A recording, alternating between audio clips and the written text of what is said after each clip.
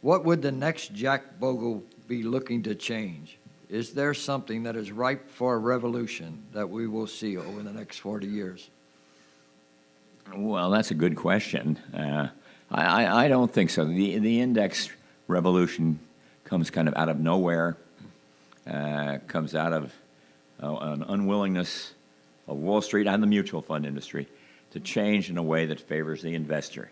And that's just bad economics and bad business. But the mutual fund industry, particularly, but Wall Street too, has been able to get away with this fraud, if you will. I don't mean to speak too sharply, because the market keeps going up. And I use a number something like this.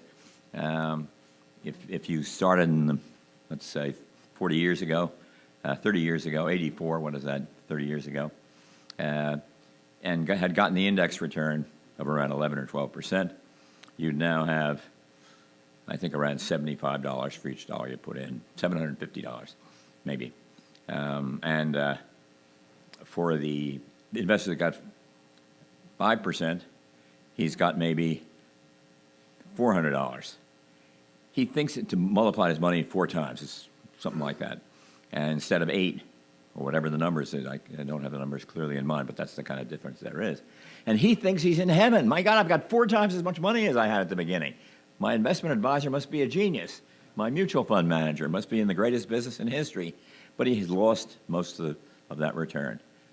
Those kind of returns are not going to be with us for a long, long time.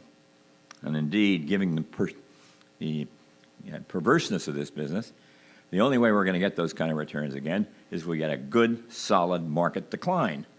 Think about that. And particularly you who are still putting money to work regularly. What do you want today? You should look for a big 50% decline. And, you keep investing at lower and lower prices. So this idea that the market has to go up, big news in the paper, a new high yesterday.